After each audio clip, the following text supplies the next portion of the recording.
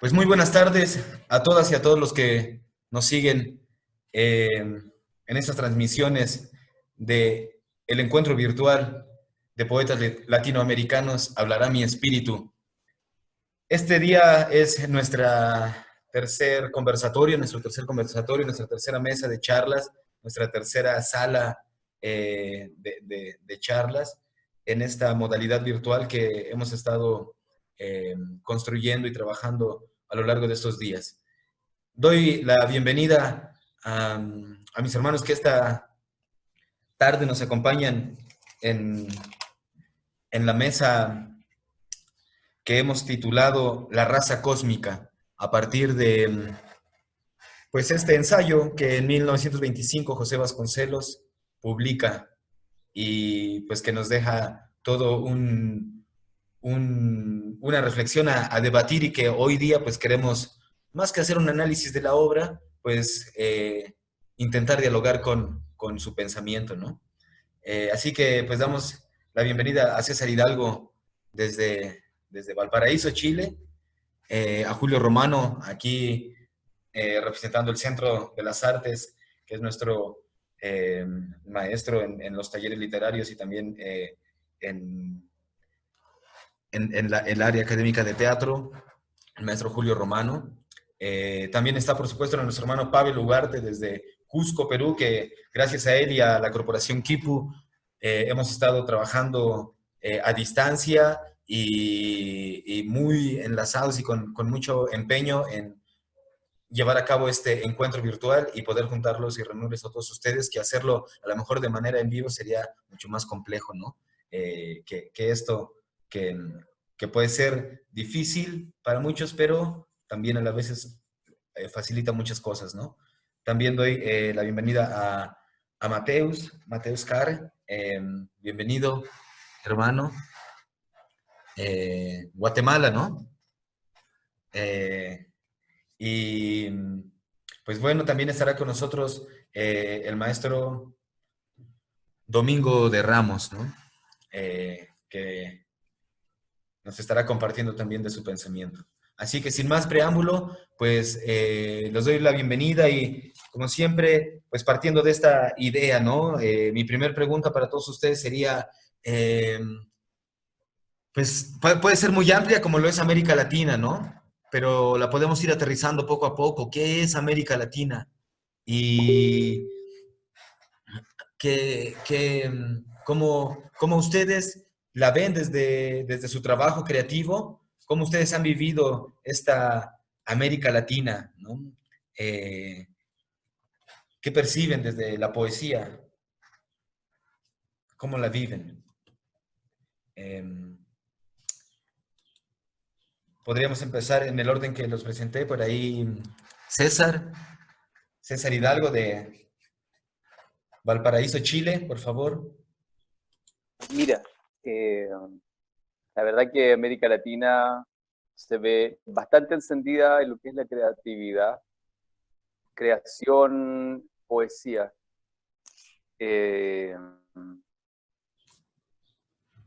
Yo nunca he sido de leer a poetas anglos, siempre latinos, porque realmente la potencia que hay acá en Latinoamérica es increíble. O sea, el mismo César Vallejo, ¿por qué decir?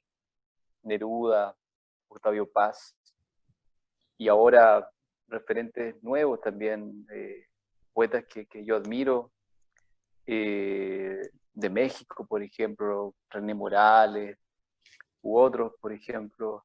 Eh, entonces, es una poesía bastante encendida, una incendiaria, podríamos decir, y muy ligada a la raíz, muy ligada a ese pensamiento de Argueda.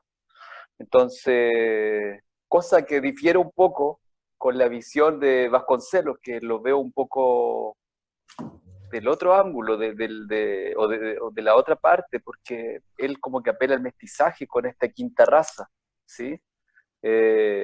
Entonces, pienso que América realmente es un incendio de creatividad, de mucha poesía y de muchas corrientes de poesía. Entonces, no se podrían unificar, como diría Vasconcelos, en una gran raza o en una gran poesía latinoamericana. No se puede. Hay una variedad que enriquece. Y así como las razas en Latinoamérica enriquecen, la variedad de razas enriquece lo que es Latinoamérica, también la variedad de poesía en Latinoamérica enriquece el escenario, el mapa literario. Eso es lo que pienso humildemente. Seguimos pues con el maestro Julio Romano. Bueno, buenas tardes a todos. Gracias por su tiempo, su comparecencia en este espacio virtual. Pavel, César, Domingo, Mateus, Carlos. Gracias por el espacio, por su colaboración. Y bueno, en cuanto a la poesía, no sé, desde un punto de vista personal, yo no soy poeta, yo no escribo poesía, pero en tanto lector de poesía puedo decir que cada poeta al que uno lee, cada poeta al que uno se acerca, tiene una visión distinta, no solamente en torno a la poesía, sino en torno a muchas realidades que le pueden afectar a cada individuo, ¿no? Desde luego que hay temas comunes, y creo que son los temas comunes los que suelen hermanar y fusionar a lectores, autores, y esta gran gama, un poco también poniéndonos quizá ligeramente vasconcelistas, con lo que vamos a eh, profundizar un poco más a lo largo de la sesión, creo que esa enorme riqueza, esa diversidad de estilos, de formas, de preocupaciones, de tiempos, de voces que confluyen en ese quehacer lírico y nos permite a nosotros no solamente conocer distintas maneras de entender la poesía, sino distintas maneras de conocer a los individuos. Muchas veces la poesía es introspección, pero también como lo habíamos visto en otra de las mesas previas, también es resistencia, ¿no? Recuerdo, o más bien esta idea de la poesía y la resistencia me hace pensar sobre todo en la generación española del 27. Este grupo de poetas, algunos de los cuales sobrevivieron, otros no, pero fueron afectados por la Guerra Civil Española. En primer lugar, solemos pensar en Federico García Lorca, en Miguel Hernández, en los hermanos Machado, pero también existen desde luego estas otras figuras que desde el exilio, como Aleixandre, como Vicente Aleixandre, como Rafael Alberti, como León Felipe, que estuvo mucho tiempo en México. De hecho, desde la Guerra Civil Española pasó toda su vida en México.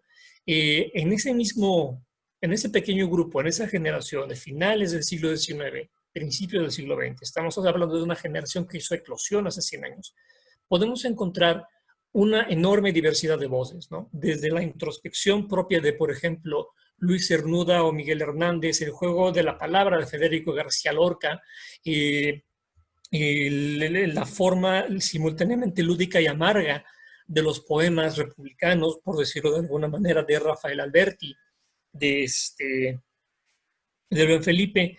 Encontramos allí, en esa sola generación, en esa sola época, un enorme crisol de posibilidades poéticas. Y desde luego que es necesario en comprender y leer también la poesía que se produce en América Latina, ¿no? Desde el siglo XIX, que fue sobre todo un siglo de imitación, y en el siglo XX, que fue primero el siglo de las vanguardias, recordemos el modernismo de Bello, el modernismo de, desde luego, Rubén Darío, el modernismo de Tablada,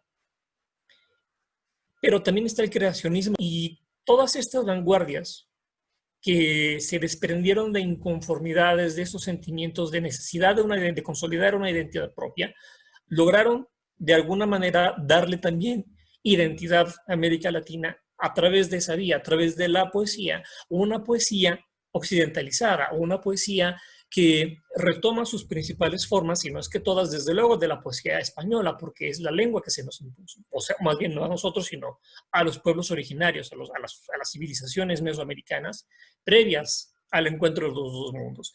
Sin embargo, esa tarea de reapropiación, de reinterpretación de una lengua, me parece que es una manera de aprovechar y de revelar cuánto hay dentro de los individuos y dentro de las culturas mesoamericanas. Desde luego que los movimientos poéticos colectivos o las inquietudes individuales que mantienen vivas las tradiciones de escribir en las lenguas originarias son absolutamente valiosas, ¿no? Entonces, si solamente tomamos, digamos, ese pequeño panorama y encontramos una amplísima variedad de posibilidades líricas y de la palabra, ¿cuánto de ello no encontraremos si nos adentramos más en esos mundos? Si no solamente nos limitamos a la lectura de la poesía en lengua castellana, si leemos también a Sylvia Plath en inglés, por ejemplo, pero también a T.S. Eliot, si nos acercamos a la poesía polaca o rusa a través de Anna Akhmatova o de Wisława Szymborska, si nos acercamos al portugués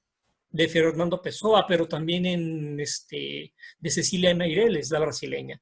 Hay entonces una posibilidad muy amplia de formas de entender o tratar de acercarnos, antes que entender emocionalmente, a esta beta lírica, a esta beta expresiva, y muy probablemente en una de esas muchas posibilidades encontraremos tal vez las herramientas necesarias para entendernos a nosotros mismos.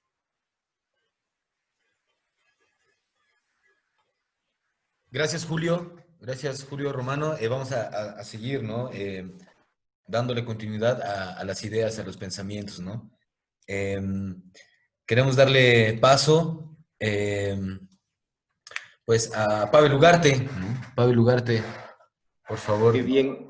Ante todo, un gusto poder compartir con todos ustedes y poder incrementar el debate, la reflexión alrededor de un tema sumamente importante para todos nuestros países, ¿no? ¿Cómo nos vemos en el conjunto? ¿Qué somos? ¿Somos América, América Latina, Latinoamérica, Hispanoamérica? ¿A qué se suscribe este territorio donde grandes exponentes, no solamente de la poesía contemporánea, sino de las raíces culturales de nuestra vida, tiene un toque poético? En el Perú particularmente se ha ido revisando, por ejemplo, dónde recaería la paternidad de la poesía peruana. Y ahí nos encontramos con investigadores como Sebastián Salazar Bondi, ahí también tenemos a César Toro Montalvo, Ángela Bendaño, quienes cifran el trabajo del Inca Manco Cápac, que podría parecer mítico, pero se cifra su trabajo poético porque han encontrado himnos y cánticos registrados en las crónicas de estos reinos del Perú, una crónica realizada en 1613 por Juan Santa Cruz Pachacuti Salquimaegua, cronista nativo, tuvo la posibilidad de registrar no solamente los textos de Manco Cápac, sino también de otros incas y de otras figuras que pretendían solamente míticas. ¿Cómo entender la raíz de nuestra lengua en un contexto tan extenso donde la diversidad étnica, justamente antes y después de la llegada de los españoles, ha sido una constante? Somos un crisol cultural en distintos espacios y en distintos momentos de la historia. Creo que Latinoamérica todavía sigue siendo la posibilidad, un poema por escribir, una metáfora también de aquella gran construcción común, ¿no? De todas esas diversidades. Es un desafío América Latina y creo que por eso también siempre ha comprometido no solamente la poesía, sino también el pensamiento de muchos escritores. Debemos recordar que, por ejemplo, todo este crisol que fue la Juventud del Ateneo, si mal no recuerdo, al cual perteneció Vasconcelos junto a Alfonso Reyes y otros destacados mexicanos, participó activamente en la política y que el ensayo también ha sido un género que está fuertemente vinculado a los poetas digamos, por la visión reflexiva también que hay en el trabajo literario, poético. Hay un sueño, ¿no? Se construyen y constituyen utopías desde la poesía, y el siglo XX es sumamente interesante para ver en distintos países de nuestro continente ese fuerte vínculo. Ahí en Centroamérica tenemos a Roque Dalton, nosotros acá, lo mencionaba Julio Romano en un momento, tenemos a Vallejo, y podríamos proseguir con toda una lista de poetas hasta los 60, 70 que han estado inscritos en el Partido Comunista, que han iniciado movimientos guerrilleros, etc. Igual en otros países de Sudamérica. Entonces, el vínculo político que recae también en la poesía es sumamente interesante, no solamente de estudiarlo, sino de repensarlo, porque la raza cósmica también obedece a un ensayo que obedece a un tiempo, ¿no? Hablamos de 1925, 1926, se habían dado las principales transformaciones también en México. Estamos hablando de los albores del siglo XX, ¿no? Con un fuerte componente también de avasallamiento frente a los descubrimientos occidentales, y tal vez ahí es que muchos autores quedaron maravillados con el mundo occidental, claro, rescatando lo nuestro, nuestras culturas, pero no en la misma dimensión y profundidad con la cual hemos ido recayendo en los últimos años. Hemos ido releyendo nuestra historia. Por ejemplo, por citar un ejemplo particular, en el caso del Cusco, se ha hablado siempre de la capital del imperio inca, ¿no? Y en realidad no fue un imperio. El término imperio está adscrito a un contexto básicamente en el plano romano, ¿no? Entonces, el plano griego, donde se establecieron grandes imperios, si queremos, en otros contextos, pero no necesariamente en el mundo andino, porque no había avasallamiento, ¿no? Había también otros mecanismos como al anexarlos mediante el Capajñán, que es el sistema vial andino, o mediante también la introducción de nuevos productos, la experimentación con productos también, el abastecimiento, o sea, había todo un plan de la tecnología agrícola, básicamente. Entonces, los matrimonios también, que es muy interesante porque se generaban lazos de parentesco, no había una élite, el Inca se casaba y por eso tenía también parentela en cada espacio del Tahuantinsuyo. Entonces, podríamos tratar de encontrar no solamente en la historia de Latinoamérica, como la conocemos ahora, en la historia de nuestros pueblos, una raíz importante para repensarnos desde la cultura, para repensarnos desde lo nuestro, pero observando también con mayor detenimiento, ¿no? Tal vez la cultura viva. Hay expresiones de nuestros pueblos. Estas culturas, grandes culturas, desde México hasta Antofagasta, no han desaparecido. Y es más, tengo que corregir, desde Alaska hasta Antofagasta no han desaparecido. Ahí están resistiendo. Y son un bello rostro también de la poesía, porque hay un fuerte entendimiento de la naturaleza, el animismo, la espiritualidad. Entonces yo veo a América Latina como ese contexto histórico donde se puede renovar no solamente el pensamiento, la política, la cultura, sino también por lo mismo hacer de la poesía ese nuevo, generar a través de la poesía también ese nuevo mestizaje, ¿no? Hemos sido una raza cósmica, indudablemente. Yo creo que los pueblos de la antigua Latinoamérica han sido pueblos altamente conectados con el movimiento de los astros, así como también con los fenómenos de la naturaleza. Eso es innegable. Creo que nos toca repensarnos a nosotros cómo nos vemos en esta América Latina ahora, con todo ese bagaje, con toda esa historia, pero qué hacemos no solamente desde la poesía, sino de otros planos como la responsabilidad ciudadana, la organización, los nuevos elementos que estamos tratando de ubicar para reformular estas sociedades que están destruidas, ¿no? Tenemos un tejido social a raíz de la última crisis también totalmente descompuesto, entonces acá la poesía va a jugar un rol creador sumamente importante y esperemos que ahí también América Latina siga siendo el centro de sus preocupaciones. Eso sería lo que quisiera compartir sobre qué es América Latina y cómo vivimos América Latina desde la poesía y el trabajo creativo. Gracias, Pavel. Gracias. Bueno, queremos ahora generar el paso a Mateus Car. Mateus, por favor. Bueno, pues buenas tardes y gracias por la invitación que me han hecho para estar acá con todos ustedes y compartiendo un poco, pues, pensamiento y también discutiendo lo que estamos hablando respecto a la raza cósmica. Bueno, a mí siempre, a pesar de que soy guatemalteco, siempre que escucho el término raza me viene a la mente Alex Lora. Bueno, está bastante cerca y hemos tenido bastante influencia de México. Pero buscando me encontré estos versitos de Alex Lora que dice: los mexicanos estamos hechos de una fibra muy especial. Estamos hechos de la mezcla del tequila y el mezcal. Somos los únicos capaces de reírnos de nuestra desgracia. Nuestro país tiene la forma del cuerno de la abundancia. Y en todo el mundo no hay nada igual, no existe en todo el mundo nada igual. Pues eso de no existe en el mundo nada igual, creo que se aplica no solo México, creo que toda Latinoamérica. A mí me gusta pensar la historia de la poesía como la historia de un solo sujeto lírico que ha ido evolucionando desde antes de Homero hasta nuestro tiempo y bueno, si uno hace un mapa, o al menos, no sé, quizás sea un mapa muy sesgado por mi gusto personal, pero la poesía se viene desarrollando desde los griegos, luego pasa a Roma, luego a la época medieval, y luego se cae a Italia, luego a España, luego hace su pequeña cuna en la Europa anglosajona, y luego viene a dar aquí a Latinoamérica. Entonces, pienso que la última gran poesía se gestó aquí en Latinoamérica, o bueno, se sigue gestando.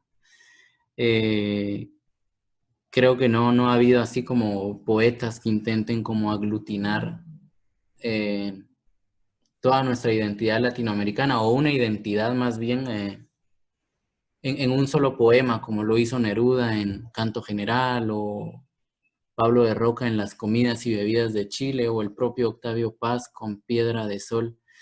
Y son muy pocos los casos, digamos, la historia previa de la poesía, de casi 2000 años, donde lo han querido hacer ciertos poetas, como aglutinar toda una gran historia dentro de un solo poema. Y tiene que ver mucho esto con el mestizaje, con esto que hablaba Vasconcelos, de que la raza cósmica es esta que está formada por las 4 razas principales. En ese mismo texto él ataca un poco todas estas teorías evolucionistas que se desarrollaron con la modernidad, sobre todo las de Charles Darwin. Él dice que responden más bien a un objetivo cientificista e intentar posicionar a una raza sobre otra. Entonces lo que hay que intentar es un poco abolir todo eso. Pese a ello, Vasconcelos cae un poco en eso también, en el querer como totalizar algo, buscar una sola raza única, y creo que está bien como un proceso, pero creo que ese fin no es posible, porque él mismo lo dice. La raza, si se puede seguir utilizando ese término, solo sobrevive mezclándose a otra, entonces siempre es algo que está en formación, en movimiento, que no se puede nunca llegar no puede llegar nunca a un estado sólido, nunca puede llegar a ser definitiva.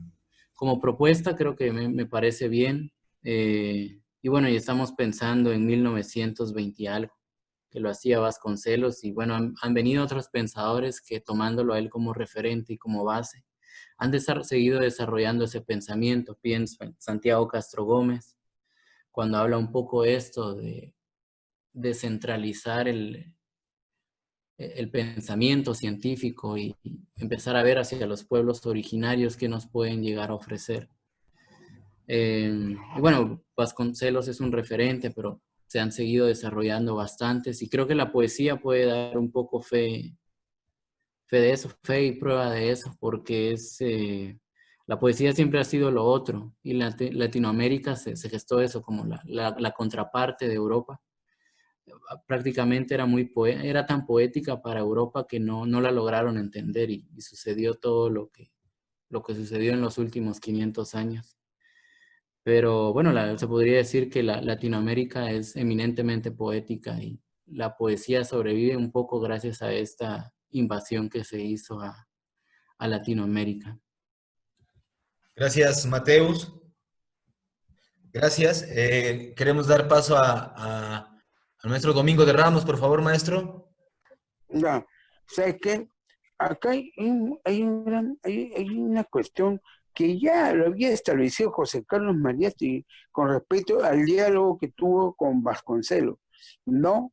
O sea, es que no es el proceso mismo en sí de uno y de otro, era el concepto de cómo, como establecimiento, tanto del pasado y del presente, teníamos que darnos en una forma de tal cualitud, o sea, cualidad, en el cual podríamos entendernos de una vez, o sea, los criollos con los que veníamos, los criollos y esto, ¿no? Yo pienso, ¿sabes qué? Que repercute hasta ahora la actitud siempre que hay un racismo asqueroso, vil y miserable que recorre toda América Latina y que recorre todo el mundo. O sea, el fantasma que decía, para mí, que decía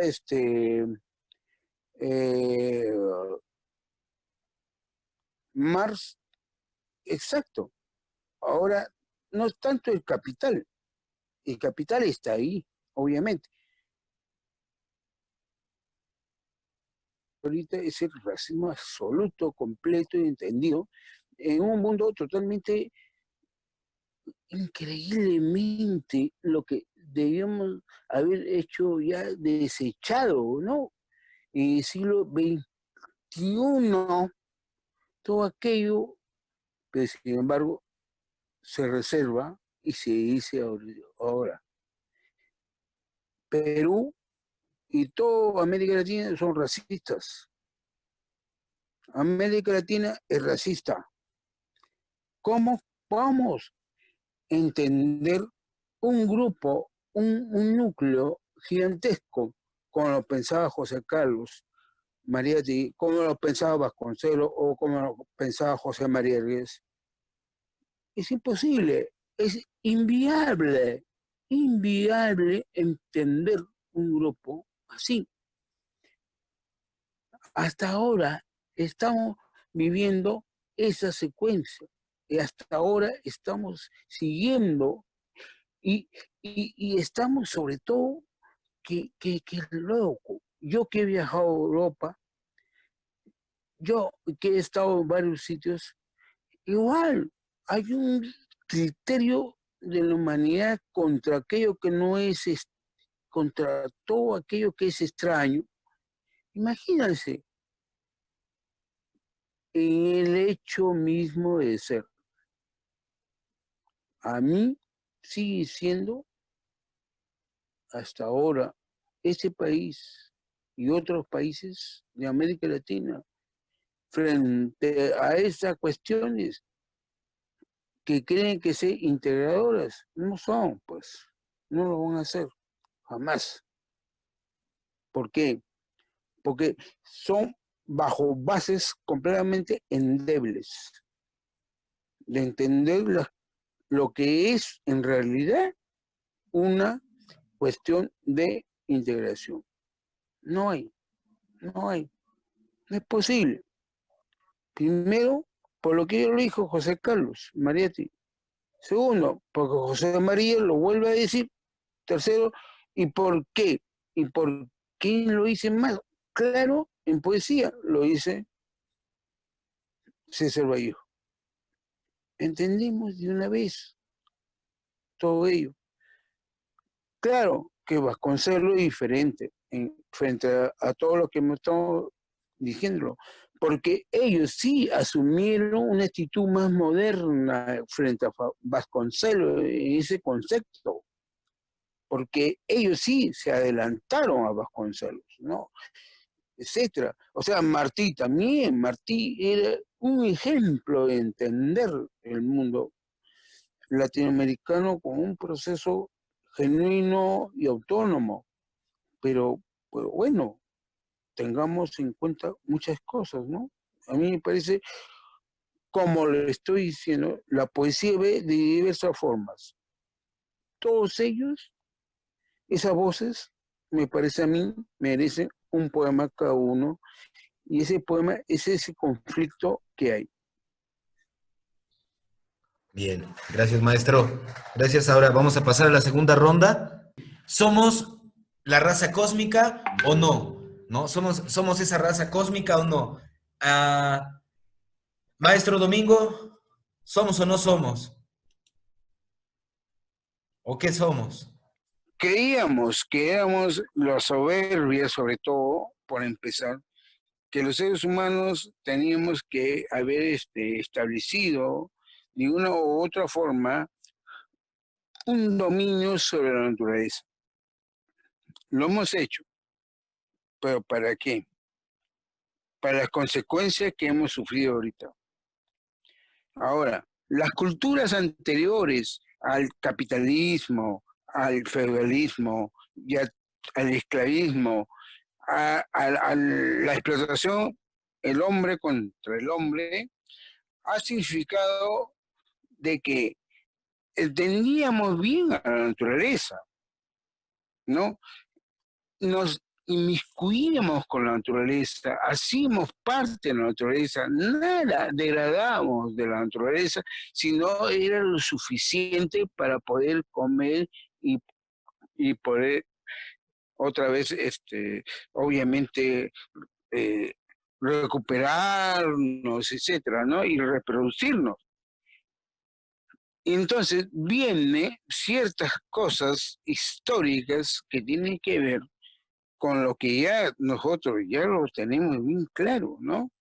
El hombre empieza a destruir completamente todo ello y hace lo que está como lo que nos va a ocurrir ahorita, ¿no? El cambio climático brutal.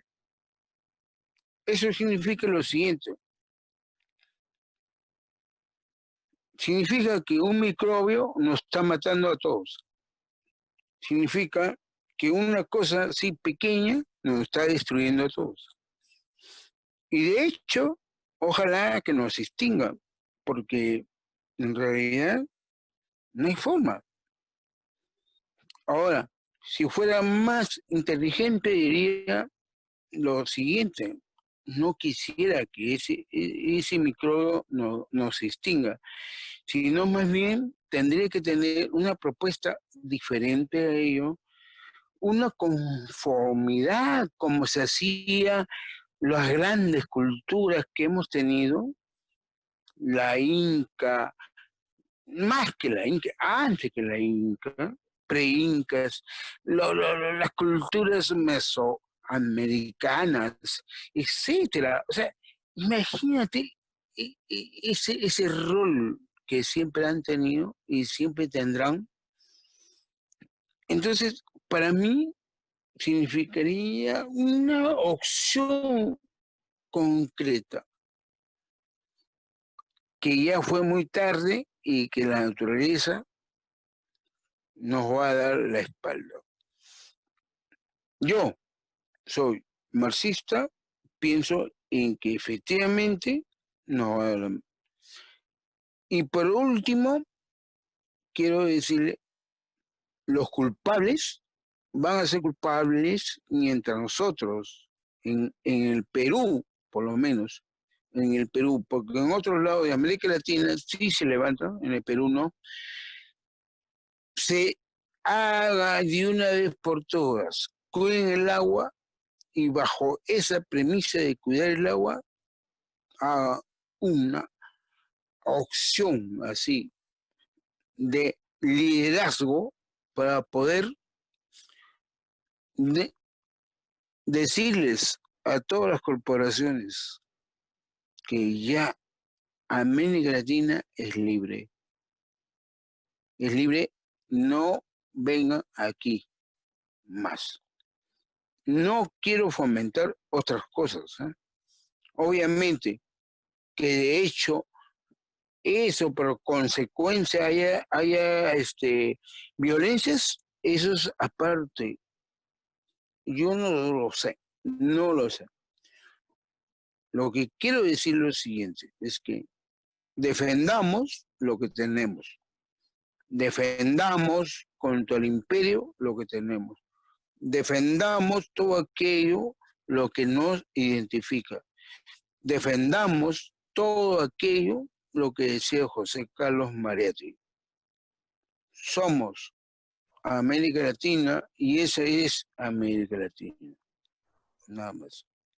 Gracias, maestro Domingo. Gracias. Sin duda, pues una reflexión bastante interesante que nos plantea y nos abre un campo necesario, ¿no? Que yo también les cuelo una preguntita ahí un poco mañosamente también, ¿no? ¿Qué hizo o qué fue lo que hacía que América Latina sea lo que es o lo que fue, ¿no? Y que a lo mejor ya no lo tenemos, también aparece ahí, ¿no? Y también me hace pensar, maestro, en no olvidar lo que estaba ocurriendo previo a la pandemia, ¿no? Que era una serie de movimientos sociales en toda América Latina que estaban a punto de unirse, ¿no? Movimientos sociales importantes, varios países que se estaban levantando, estaban por unirse en un solo movimiento latinoamericano de protesta, que este bichito, que esto tan pequeñito como dice usted, vino a tener un gran movimiento a nivel continente. Continuamos, por favor, con César. Cuéntanos, en Chile, bueno, Chile era yo estuve viviendo allá y era uno de los países que estábamos ahí fuertemente abriendo esa grieta. Por favor, César, disculpa. La verdad que hay una paradoja en eso, ¿ah? Si ponemos la tesis o el ensayo de Vasconcelos. Porque cósmicos son todas estas razas o todos estos imperios latinoamericanos, maya, inca, azteca, mexica, los mismos mapuches, aunque no llegaron a ser imperios, los preincaicos y todo eso, sí son cósmicos, porque vienen sus dioses desde arriba, ¿cierto? Desde las estrellas, desde otros planetas, como el Popol Vuh lo dice. Y hablo de paradoja porque al ser cósmico que se refiere Vasconcelos es a esta quinta raza que nacería de toda esta mezcla, todo este mestizaje que no apoyo en absoluto y que no creo que vaya a ocurrir, que bueno que no vaya a ocurrir. Porque claro, una cosa es mestizaje y él lo ve como estos seres cósmicos y esta raza cósmica, y por un lado estamos hablando de estas grandes culturas que sí son cósmicos. Nosotros no somos cósmicos, nosotros ya estamos mezclados. Entonces, por eso hablo de esa paradoja.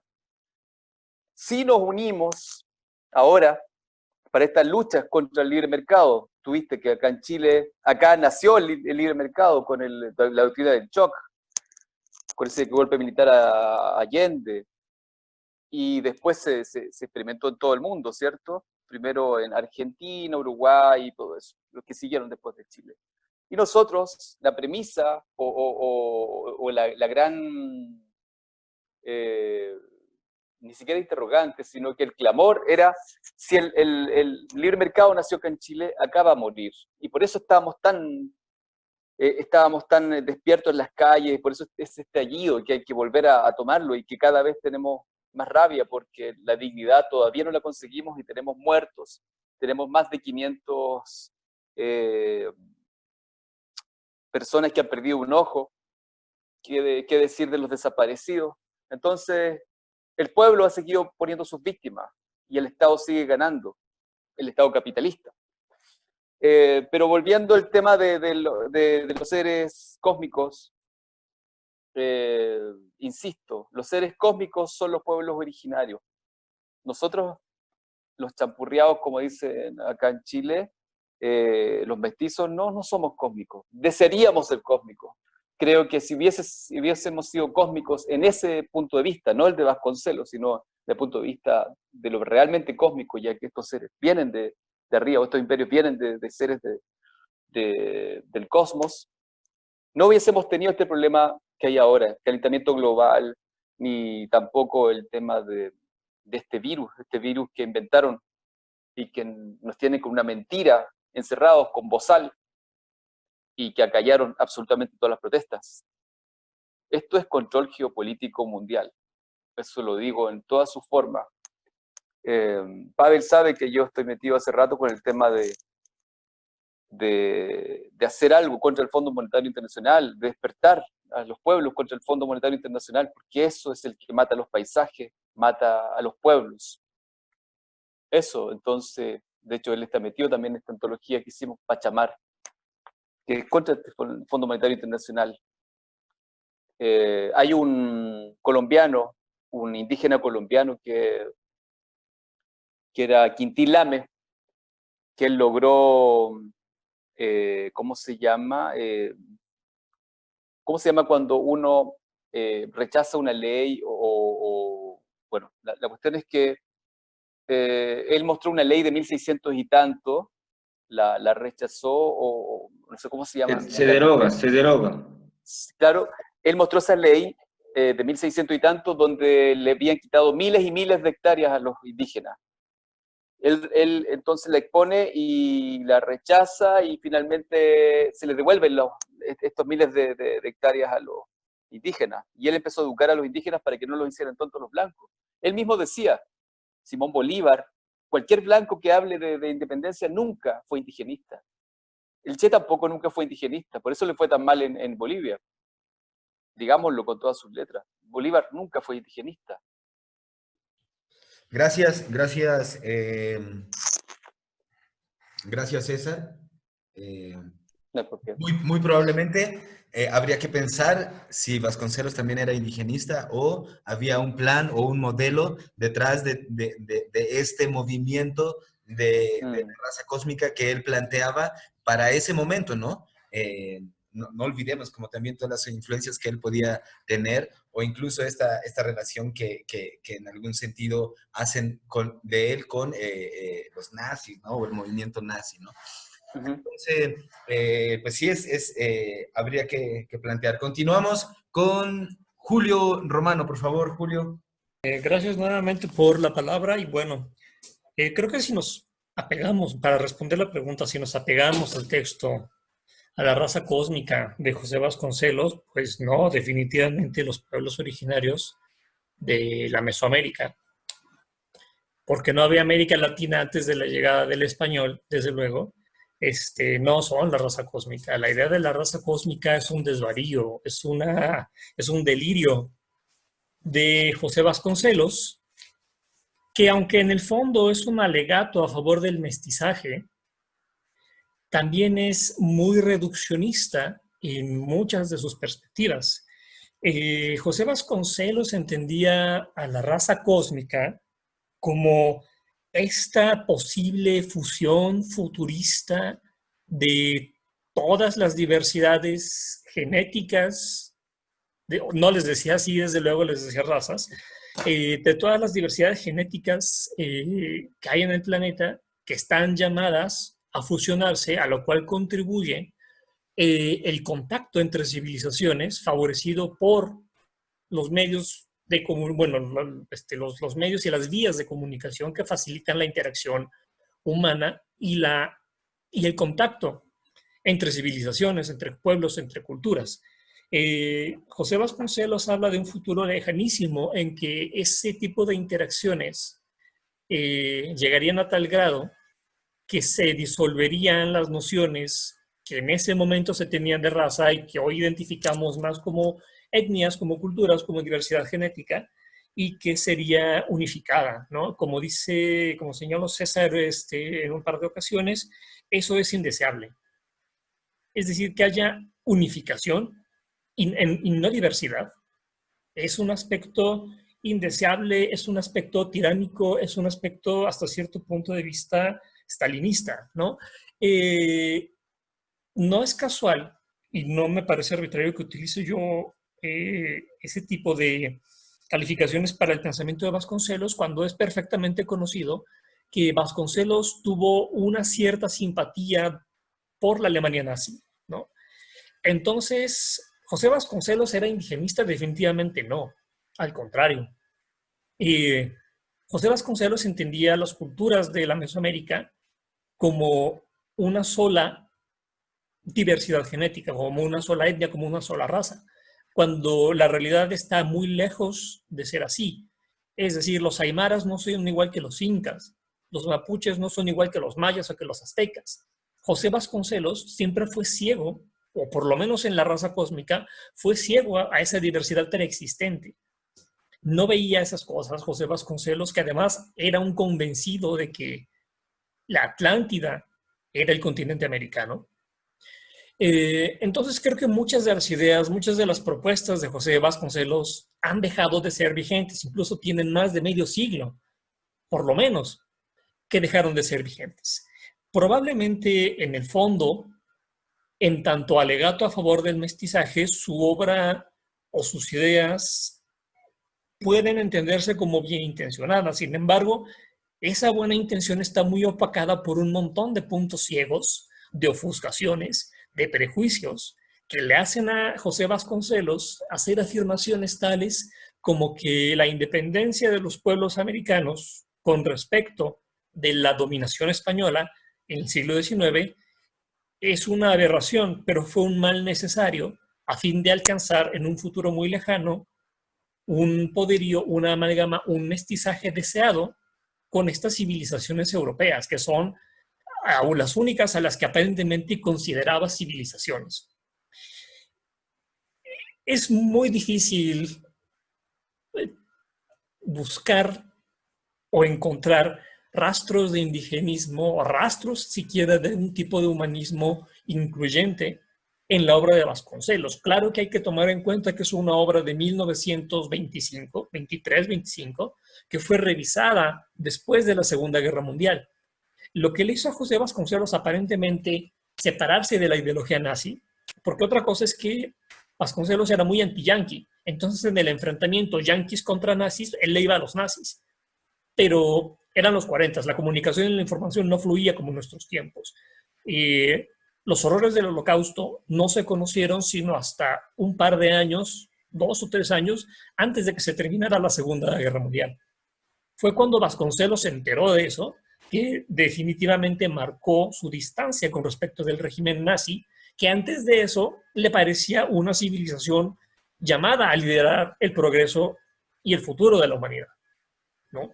Se equivocó terriblemente en esa cosa Vasconcelos, se equivocó, me parece, en su idea de unificar diversidades genéticas, porque justamente lo que hace rica la convivencia es la diversidad en todos los planos y sentidos en lo que lo podemos encontrar. Entonces, definitivamente yo creo que, según José Vasconcelos, no somos, o la de los pueblos mesoamericanos no es la raza cósmica.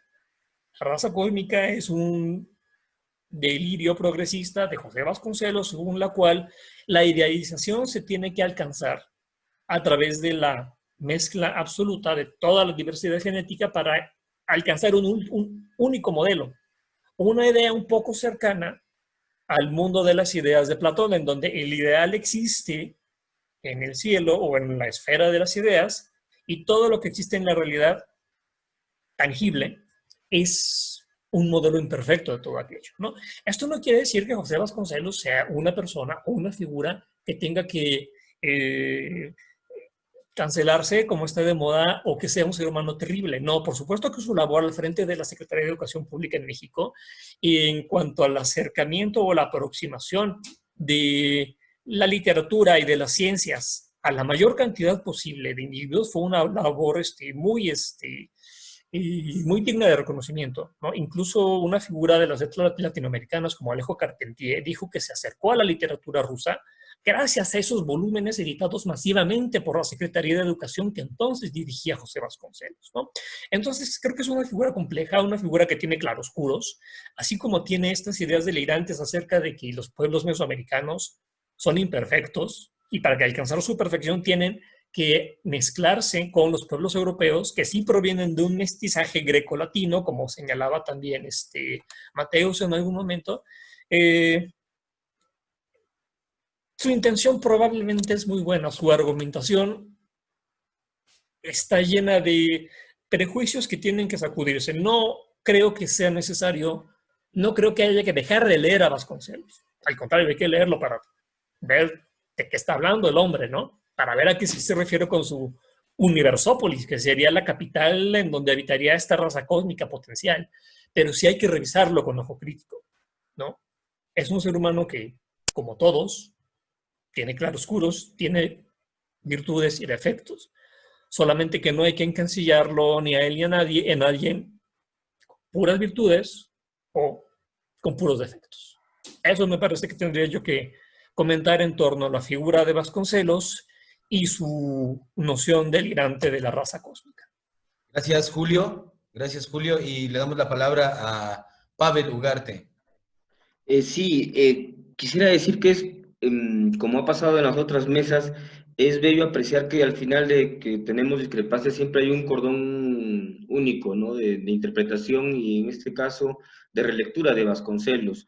Si tendríamos que responder categóricamente a la pregunta, porque es una pregunta bastante cerrada, de si somos o no una raza cósmica, habría que decir igual categóricamente que no, no lo somos, ¿no? En principio habría que hablar, cuestionar el término razas, y en segundo hablar, perdón, raza y hablar de razas, ¿no? O sea, de esa diversidad a la cual creo que todos ustedes han llegado. Hablar de la diversidad latinoamericana, y por eso puse el término también, el ejemplo este de la cultura inca, tiene que obligarnos a dejar de ver nuestra historia, lo que somos, con ojos occidentales, que es básicamente lo que yo he notado en mucha de la obra, no solamente de autores mexicanos de principios del siglo, sino también en otros, al menos en el Perú. Había una visión bastante romántica de lo que era la civilización occidental, de lo que era Europa, de lo que era incluso el mismo Norteamérica. Entonces, creo que debemos dejar de interpretar nuestra historia, la historia continental, con ese prisma occidental y comenzar a asumir una nueva relectura y una nueva reescritura también de lo que somos y nos constituimos. Lo interesante de Vasconcelos es que nos pone en otro plano del debate, que va a ser el debate también de casi todo el siglo XX, bueno, de finales del siglo XX, ¿no? Que son las identidades. ¿Qué somos, no? Finalmente, este es el gran debate que sigue todavía en el tapete. Eh, Esa posibilidad también que nos permite el hecho de hacer una reflexión alrededor del término raza y cósmico, quisiera utilizarlo como un motivo para repensar también que cada uno de nuestros países, con sus distintos matices y sus distintos horizontes, terminan siendo parte de una misma historia de tragedia y postergación en nuestros, ¿cómo decirlo?, para nuestros pueblos, con una alta negación para lo que termina siendo la cultura originaria, los pueblos originarios, y eso no ha cambiado con esta última pandemia, ¿no?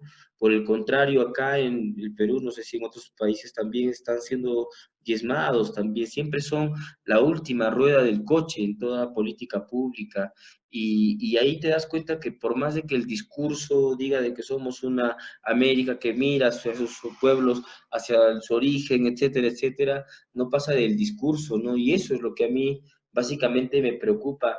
Y creo que repensar lo de Vasconcelos, hay que siempre, como se hace de cualquier trabajo creativo, pues un ensayo, un género que permite dilucidar, ¿no?, cualquier hipótesis y también planteamiento, debe reorientar no solamente en la reflexión de qué identidad asumimos como América, ¿no? Ya no somos raza, ¿no? Somos en realidad pueblos. Somos pueblos con una raíz sumamente grande, fuerte, y también algo que nos hace también latinoamericanos, habría que decirlo, no es solo el lenguaje, porque Brasil, por ejemplo, habla portugués, pero tiene nuestros mismos problemas en la corrupción, en la destrucción de sus recursos naturales, en la postergación de sus pueblos, etcétera. Entonces, al final, eh, veo que somos un continente donde tal vez no hay un protagonista, sino diversos protagonistas, no hay una raza cósmica, sino son pueblos cósmicos, pueblos astronómicos también que están repensando su futuro, y nosotros somos parte de esos pueblos. Por mi sangre corre sangre quechua como amazónica, como por muchos de ustedes también. Nosotros somos otra etapa del mestizaje nada más. Y reencontrarnos en esa sangre, creo que más allá de un discurso tiene que ser una práctica, ¿no? Repensar nuestra huella ecológica, como lo decía el maestro Domingo de Ramos, reorientar también nuestras posibilidades de unión como sociedad, como países. Es más, ver la posibilidad de que justamente encuentros como estos, ¿no?, que pueden parecer online o una abstracción en sí, permiten una unión, una cohesión de todo el continente latinoamericano. Estamos en el tercer día de mesas redondas donde sencillamente hemos expuesto ciertas aristas que nos preocupan, y al final es verdaderamente gratificante reconocer en cada uno de ustedes no solamente la voluntad reflexiva, sino también la predisposición en la acción, ¿no? Eso a mí me conmueve bastante y me sigue instando a seguir nutriendo este tipo de espacios, porque la cohesión latinoamericana también se hace con la poesía. La cohesión latinoamericana no puede ser un discurso, ¿no? Tiene que ser una praxis. Y en todo caso, creo que estamos yendo por un buen camino. Creo que las diversidades se tienen que respetar estas minorías, como hablábamos ayer, que terminan siendo grandes mayorías y que sencillamente para el sistema son minorías, porque carecen de respeto a sus derechos, de también respaldo a su modo de vida, que al final es lo más importante de toda sociedad, ¿no? La cosmovisión. Entonces creo que estamos en un punto neurálgico de la sociedad, del cambio social, y por lo mismo creo que podemos cambiar también de paradigmas y de cosmovisión, podemos orientar, nutriéndonos de nuestros pueblos originarios, pero también haciendo uso de la tecnología. Al final, la cultura y la ciencia no se diferencian mucho. El conocimiento radica también en la transmisión, y nosotros lo que estamos haciendo ahora es tratar de recrearlo con estas experiencias que venimos compartiendo, ¿no? Yo les agradezco otra vez también que se haya dado el tiempo. Eso es lo que podría decir de esta pregunta tan compleja, ¿no? Mateus, entonces continuamos contigo, porfa. Ok. Bueno, pues respecto a lo que veníamos hablando, sí, yo estoy bastante de acuerdo con los puntos que se han expresado respecto al punto de vista de Vasconcelos. Y sí, creo que tienen razón, ¿no? No se puede juzgar con los valores del presente hechos del pasado. Creo, bueno, podemos entender que la historia se viene desarrollando de cierto modo y hemos conseguido pensar de la manera que pensamos hoy en día, siendo más incluyentes, un poco menos racistas, no totalmente, porque pues seguimos desarrollándonos y eso está bien. Y limpiándonos de todas estas, bueno, costumbres no tan conscientes que nos heredaron los europeos. Acá en Guatemala hubo un caso similar y bueno, y creo que quizás es muy conocido. Miguel Ángel Asturias, que es Premio Nobel de Literatura. Él, su tesis de grado, de abogado, él fue abogado, que la hizo a los 21 años, decía, bueno, abogaba por el mestizaje y decía que los indígenas guatemaltecos debían mejorar su raza porque se les consideraba inferiores. Entonces él apoyaba totalmente el mestizaje, que eso los iba a mejorar, que iban a ser más limpios, iban a alcanzar un estatus más grande y eso iba a acabar con las desigualdades. Obviamente ahora que se revisa esa propuesta, se le ha tachado de racista y bueno, se le han dicho muchas cosas, pero creo que eso tampoco determina si su obra es buena o mala, y creo que es un caso aparte. Y también se puede ver que él evolucionó bastante. Su obra, digamos, alcanza creo que alturas que pocos escritores alcanzan, y precisamente con el tema de lo indígena. Digamos, él aborda, se sumerge totalmente en la estética indígena, sobre todo en novelas como Hombres de Maíz, y lo explota totalmente. Claro, eso también se le puede ver desde otro punto de vista, un poco más mercantilista y explotador, pero bueno, el punto es que alcanza una conciencia más allá del mestizaje y voltea a ver a los pueblos originarios, sobre todo el de Guatemala, y encuentra ahí cierta riqueza, y creo que es una riqueza sostenible. Ya lo decía el maestro Domingo, que hay muchos procesos como la contaminación, el cambio climático, que se pudieron haber evitado si no se siguiera, digamos, una ideología capitalista que valora más el capital que la vida humana. Sin embargo, al voltear a ver a los pueblos originarios, nos podemos dar cuenta que la vida en comunidad que ellos tanto valoran, también valora a su vez la vida humana y todos nuestros recursos. Bueno, y con esto que vengo diciendo, y como ya han dicho ustedes, creo que no somos la raza cósmica de la que habló Vasconcelos, y que tampoco deberíamos buscarla ser.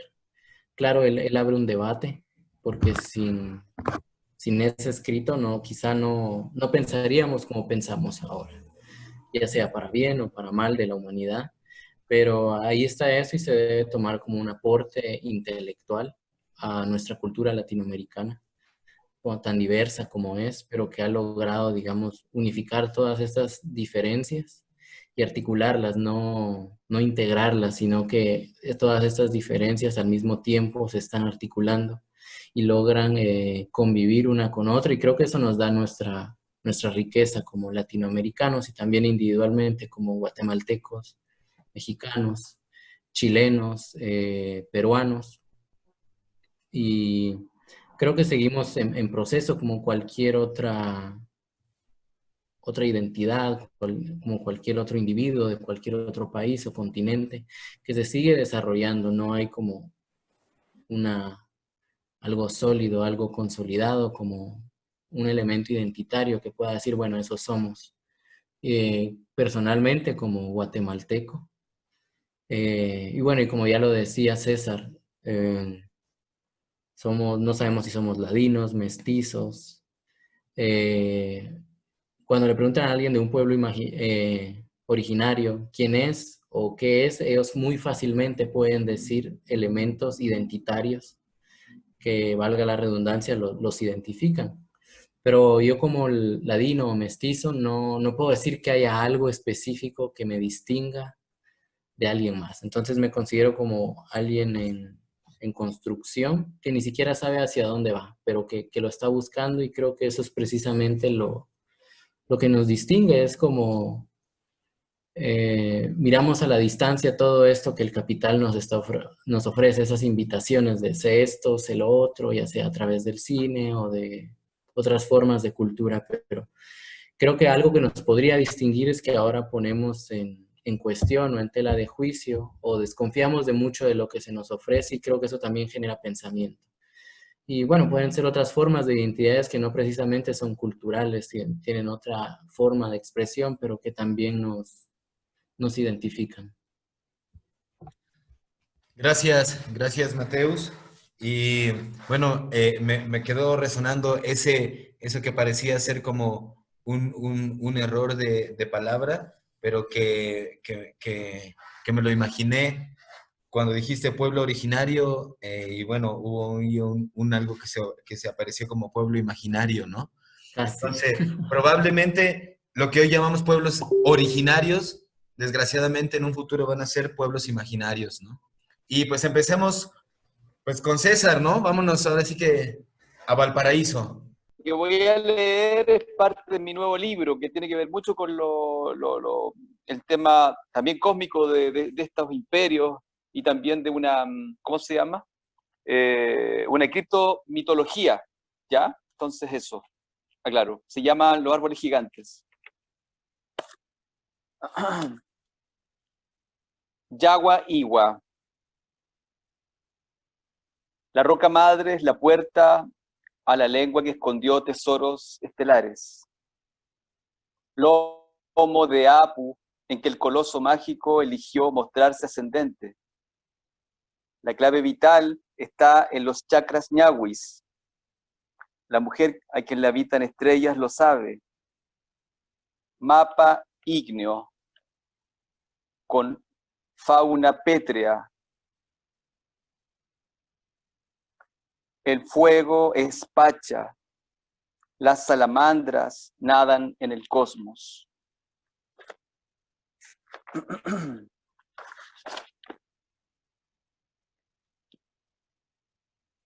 Las raíces de los titanes están ocultas. Las leyendas son el entramado que enreda la historia. Nervadura secreta. Cada árbol muerto es un imperio. El sol está solo. La inmensidad tiene un sacrificio de árboles testigos, cuya altura conocía el perfil del sol. Su frondosidad se confundía con las nubes, mientras su copa era el techo del cielo. La caída de los gigantes fue un estruendo, todos condenados a ser piedra, unos cortados, otros arrancados, porque la maldad de los dioses no tiene altura. Las rocas saben que siempre han sido raíz.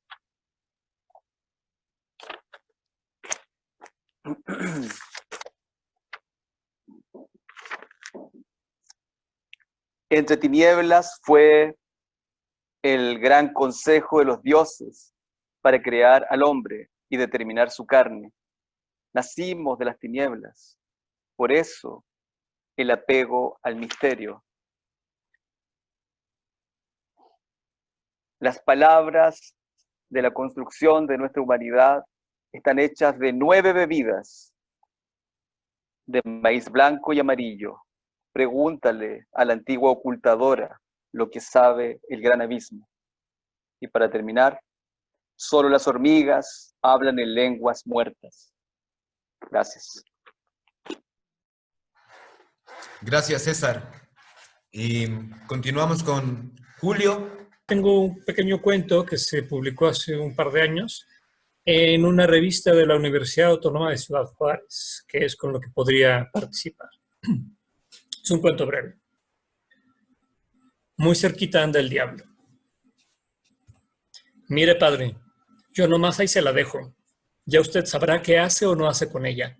Pero eso sí le digo una cosa, ya sé bien que estos cabrones vienen a su iglesia, y si me siguen chingando a la madre, que le va a ir mal es a usted. Está bueno. Mire que solo porque usted lo dice voy a cuidar mis hablados, porque después de todo, pues sí viene siendo a la casa de Dios. Aunque allá cuando yo era morrillo me decían que ahí donde está Dios, muy cerquita anda el diablo. ¿A usted qué cree? Yo creo que sí, fíjese, nomás por creerlo, pues. Usted también cree cosas. Me va a decir que no. Pero bueno, a lo que nos truje, ¿no? Me decía, eso, padrecito, a usted no le importa. Yo sabré por qué lo hago. Además, usted me absolverá, ¿no? Es más, váyalo haciendo. Por usted y su alma, no se preocupe. Ya encontrará usted también el perdón. Y si no, pues buscamos el que se lo dé.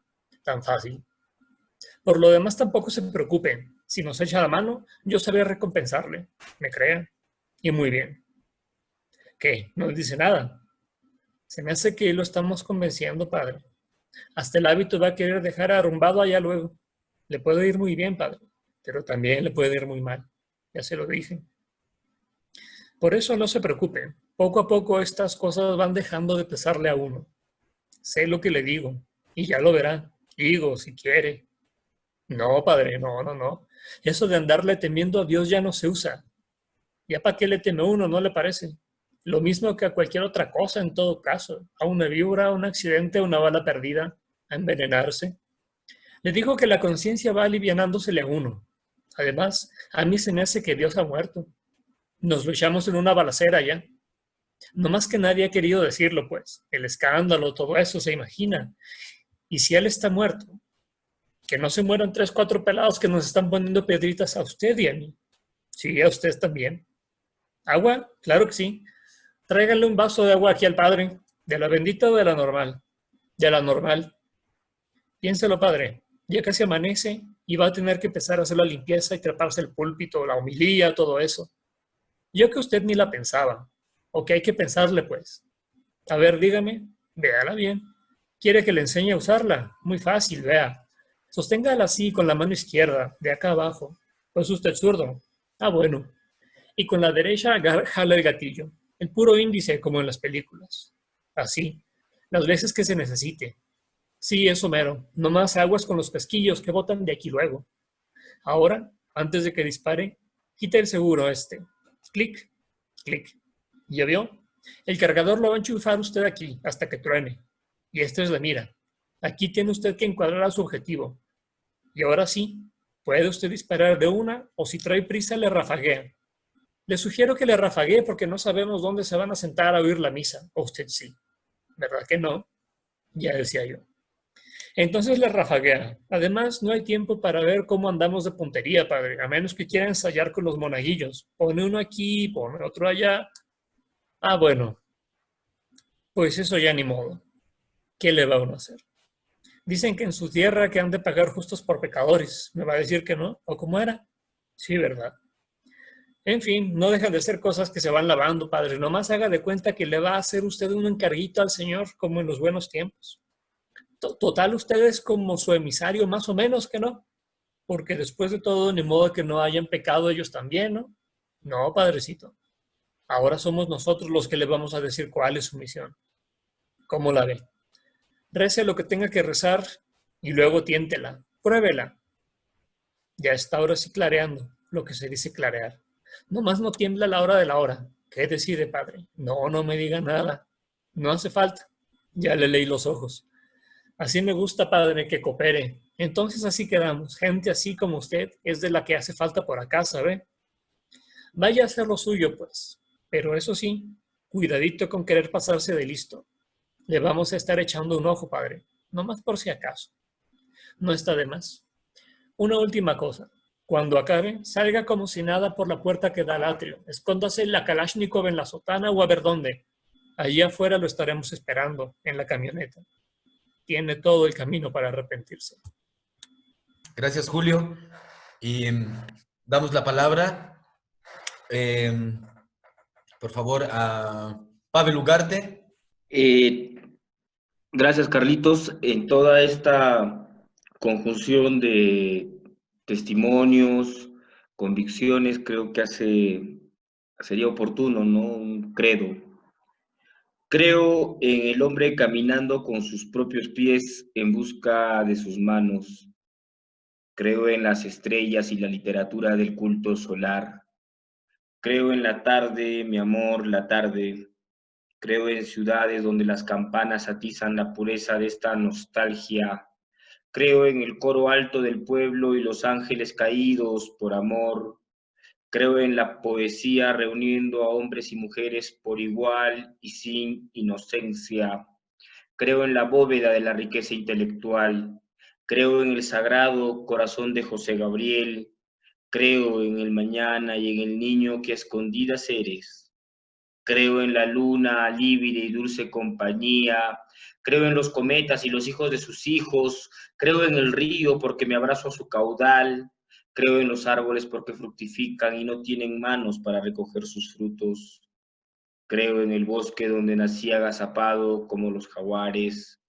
Creo en el futuro donde la nieve no se retire para siempre, vadeando montaña a montaña, el silencio absoluto.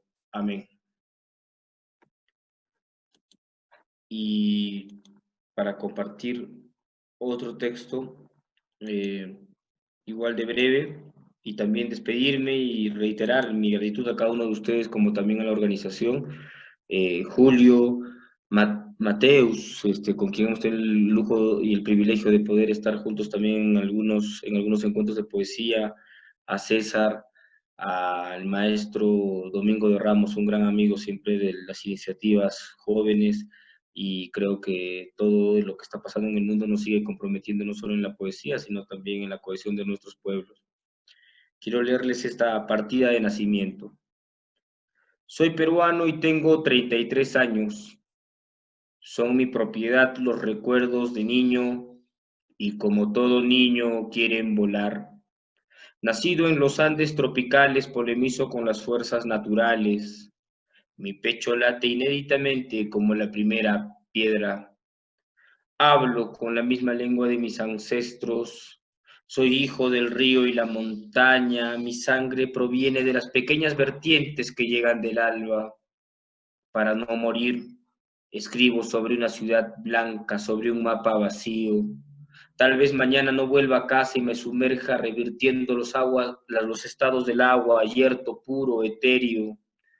Seminaré buscando en sus ojos el fruto de mis años. No siembro porque he dejado el campo y del suelo estéril no brotará la felicidad. Mis hermanos son los solitarios, sin nombre ni apellido, con destino involuntario a la suerte de un cometa. En las riberas atiendo mis heridas y rescato una flor de las orillas que llevo a mi oreja escuchando un poema o la lluvia. Nací a las 3:05 meridianos, sin testigos. En abril, como los poetas sepultados por sus letras. En la muerte será mi cuerpo y la palabra lo que estreche ante la tierra. Muchas gracias. Gracias, Pavel. Y damos la palabra, por favor, a Mateus Car. Ok, muchas gracias. Este es el poema 12 de este libro, Alturas de Wall Street, que, pues como podrán imaginar, reúne un poco, bueno, hace eco a este poemario a este poema largo de Neruda, Alturas de Machu Picchu, pero bueno, quise hacer un poco esta síntesis, o más bien pelea entre norte y sur, y ver cuál era el resultado. Poema 11. Callada nación de piedras, ¿en cuál de todas escondes a la predilecta? La tortuga, el hogar del número 13, la humilde forma de la lluvia, el coagulado guardián de tierra. Busco entre las ruinas tu nombre, y son tu nombre las ruinas. Grito para encontrarte y eres a la vez la voz que te busca. Callada nación de piedras, erras por el mundo impulsada por la venganza o el dentado filo del gusano, para mantener en el silencio tu camuflaje. Callada nación de piedras, dura escalera de cuchillos, te atreves a lamer el perfume de los hombres, a entregar la máscara interna de los ojos, la escritura secreta del tiempo escondida entre las piedras, tallada por las sombras, virutas de oscura luz entre la cólera. Fálicas alturas incestuosas se empeñan en llover sobre el sepulcro, sobre la herida labrada en el tejido, trabajado por las horas, por los dedos dorados del pasado y los labios mudos que hablan de la pena del calendario. Piedra, ojo perdido en el paisaje, caligrafía errante, lenguaje pausado o migaja solitaria, habla por la piedra, por el arrecife sonoro bajo las nubes, por la tierra mezclada con la pólvora, por el rostro dormido en el paisaje. Piedra, estrella cansada, habla después de tantos años, porque nunca habías caminado más allá de lo concreto, de la nariz del pensamiento y de los pensamientos de la sombra. Paisaje andino, callada nación de piedras, canta flor y canto, porque he venido a plantar un cadáver en tu pecho, con la promesa de traerte flores a diario. Y bueno, ya que estábamos un poco hablando de la identidad. Se busca. Ayer perdí mi sombra, yo que la sacaba a pasear y la cubría cuando la luz le dañaba los ojos, la perdí. Pero la sombra de todos los hombres se parece. Quizá no la he perdido, tal vez me la robaron. Pero ¿cómo saberlo? ¿Cómo saber si la sombra que tengo es la que nos han dado? ¿Cómo saber si la nítida silueta entre todas las que hay es la correcta? Quizá tengamos la sombra de otro y otro tenga la nuestra, y nunca lo sabremos. Quizá yo soy la sombra de mi sombra o la sombra de otro hombre. Quizá yo también esté perdido y quizá nadie me esté buscando. Gracias, Mateus. Y damos la palabra al maestro Domingo de Ramos. Madre Puma. Estático Dios, abre nuestra soledad como las conservas de los niños hambrientos en la mesa donde cae el límpido luto de la madre, buscando algo con que recomponerme, un pedazo de arcilla, una astilla volando en el horizonte. Buscaba algo, estuve cerca o estuve lejos, en esa desbrujulada forma que me mantuvo o me mantiene despierto, calato entre el aire, fornica con la lluvia fría, armo un haz de leña para cobijar mis pensamientos o los dormito como animales salvajes que hay dentro de mí. La escarcha crece intacta bajo mis botas de carbonero, de minero que sale a buscar ese día que debía hablar de los demonios, pero la acción mortífera de los granizos me hace parametrarme contra las puertas falsas en el lodo infecto de mi calma chicha que busca el oro como lo que estoy buscando ahora bajo los dinteles del miedo. Miro el cielo lácteo que algo de tu cabellera blanca tiene, malo el tiempo, Malo el silencio del roquedal oscuro, deben ser los finales días del siglo en que hubo matanza, ansiedades y quebrantos que no viste o que solo oíste de viejos borrachos y desplazados. Ya no hay nadie en los corrales, todo huele cándidamente a pesar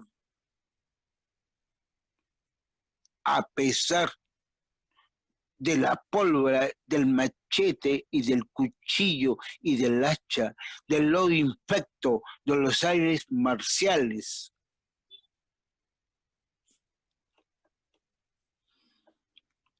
De los gritos fragantes del amanecer, ya no hay el rosal que cultivaste, ni la chirimoya gorda, ni el alma de las alturas, ni la faja de las pencas que dejaste en septiembre. El niño y la muerte es una palabra penumbrosa. Tú ya lo sabías, madre, entre la tierra y la cachua transida, en el sendal del pánico, el gimoteo del lobo, entre la abra y los torrenteras, tu canto afloraba como un portal hacia la luz de ti, y de ti salía como un relleno de aire de tu lirio lácteo, y yo huyendo, invípido, gruñendo, hilpando el frío de calor, de miedo, de hambre, hasta técnico, trepando las dulces lomas donde tú floreces con impalpables manos, surcas el bosque oscuro de la quebrada y tu voz como campanas infusas con que me llamas y yo en el otro lado, sileno por la luna, escarchado que brilla en el lago, ojos de la muchacha de ovárica raíz que me distrae en mi totocorde, mis arrebato de desnuda zarpa, bestia de mí, derribando las frigideces del cielo matutino, trancasueño, planeando como un cóndor, mi arrobo lírico con que le escribo a este caminante de larga carrera que suena como retiño de trompeta, que se va como cabeza rondante, mientras tú te quedas en dirección opuesta al tejer mis pobres balbuceos, mi húmeda caída, mis desvaríos, coruscante, mi fumigada alma. Oh, madre, yo soy el loco de las cochas, el vicario de las tormentas. No sé cómo comportarme entre las fronteras oscuras de los cerros. Y es que por eso que te tuve que irme antes que tú te fueras como un relicario del espanto. Pero tú fuiste ferial a derramar tu ternura volátil en el ordal de gente extraviada, pero no te das cuenta que yo ya crecí, que yo soy un hueso en aquella constelación del olvido donde yo era un jaile, un taquí despiertos a las mariposas que se apechan, a los toros y a los tatautacus, para que me mires y me dances en esta sinfonía mortal, mas nadie me lo puede dar. No me dejes en esta insondable lejanía, no me dejes como campanas que tocan a muerto, a pestilencia y flámulas de abyectas cataratas de las ciudades de las agujas, porque yo ya soy una furia triste que me lacera y me alegra, letífica y tumbal, tu sombra me ciñe la frente como un guaracazo. Ábrese en mí, zonas ingrávidas, penduleante como un día entero. Reconstrúyeme en la torre de los muertos, garapiñado sueño, sé mi hambre, no mi miseria, mi letra descabellada, mi habla adúltera de agrarios, hombro moloso y atormentador de signos y esferas lacustres, no un ventorro de apachetas ni chorrillos de res, no, madre, no. Oh Señor, ¿dónde estás, tejedora de lenguas, contrahilo del sol? Ruega por nosotros, por mí, por esta forma que tiene tu sombra, tu pena y tu castigo. Aquí estoy en las ciudades sin hórridos, ni tierra, ni lambras, ni muelles, ni sanquis dorados, ni eucalipto con que abrigarme cuando el invierno sin luz, ni aguacero me aplana contra mis hombros, como si estuviera en la otra vida. ¿Dónde pasarán? ¿Dónde pasan el tiempo, el trabajo, el tormento, el hambre y la sed, la soledad de los pies y un sartal de putos en movimiento? Es mala justicia, pobre entre los pobres, opa y encorvados, pidiendo agua, llevando pecados como una cloaca en remordimiento, tumulento, difamado, maltratado, odio y vómito. Aquí el progreso es solo filosofía equivocada, no hay oración ni erección, infósil como solo enloquece la carne. Sodoma, los que van moliendo a varapalo los bellos solsticios, como aquellos trozos de Gerardo de la noche. Aquí el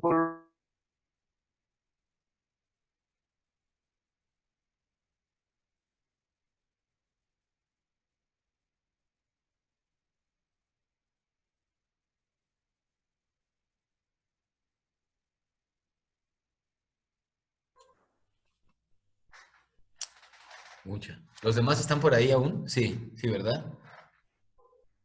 Bien. Oh, parece que... aquí están los Cercados.